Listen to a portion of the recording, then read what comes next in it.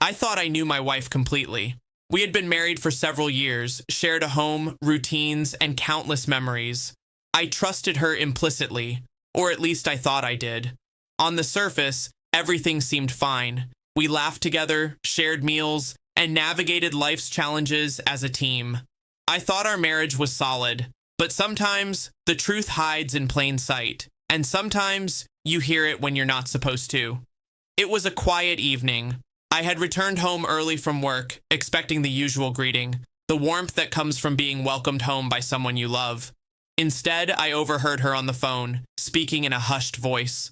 I wasn't eavesdropping intentionally. It was accidental, a sound that carried through the thin walls of our apartment. "I settled for less," she said, almost casually, as if it were a trivial observation. My heart froze. I replayed the words in my mind, trying to convince myself that I had misheard. But the tone, the casualness, the lack of remorse, it was unmistakable. She didn't see me. She didn't know I was listening. And in that moment, everything shifted. The words haunted me. Settled for less. The implications were impossible to ignore. She hadn't just been unhappy. She had consciously decided that our life together was a compromise, a concession she made without any real affection or respect.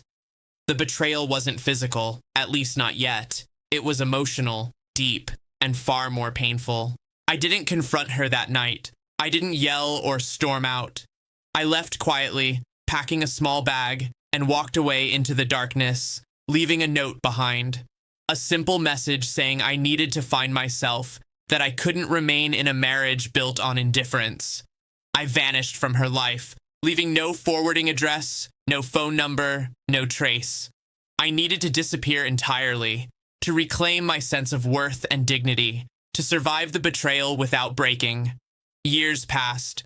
I moved to a different city, rebuilt my life from the ground up.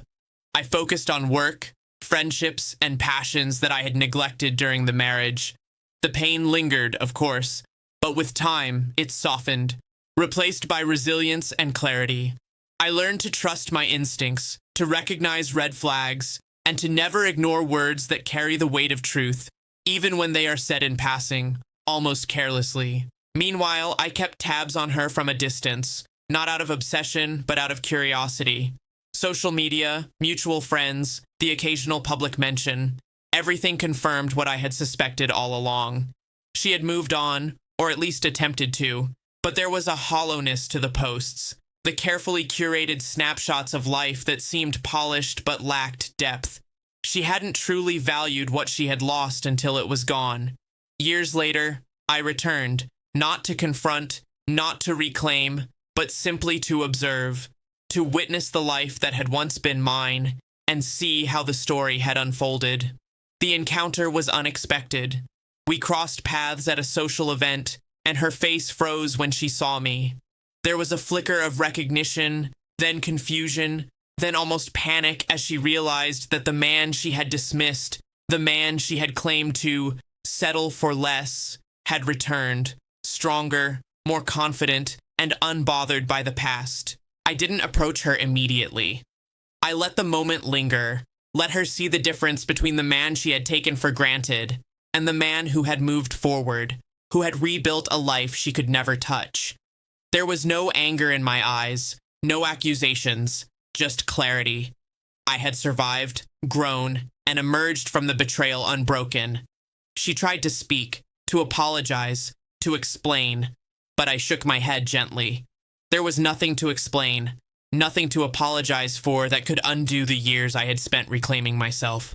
The betrayal had been hers, the consequences hers, and I had already walked a path that she could not follow.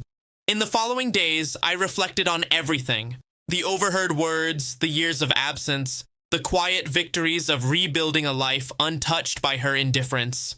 I realized that sometimes the most profound acts of strength come not from confrontation, but from retreat, from vanishing when the respect and love you deserve are withheld. Walking away was not surrender. It was a reclamation of self. I also understood something crucial about love and betrayal. It isn't always dramatic or violent.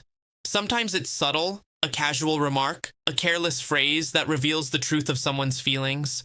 And sometimes, the best response isn't immediate confrontation, it's distance, time, and the opportunity to rebuild a life that honors your worth. Looking back, the moment I overheard her words, settled for less, was the turning point. It destroyed the illusion of our marriage, but it also gave me the clarity and courage to leave, to rebuild, and to return years later as someone who no longer needed validation from her or anyone else. Betrayal hurts, but survival, growth, and self-respect are far more powerful. That day, years later, when she saw me again, the shock on her face was a quiet, unspoken acknowledgement of what she had lost. I didn't gloat, didn't indulge in revenge. I simply smiled, knowing that life had already delivered its own justice. I had reclaimed myself, and she had to live with the consequences of her choices.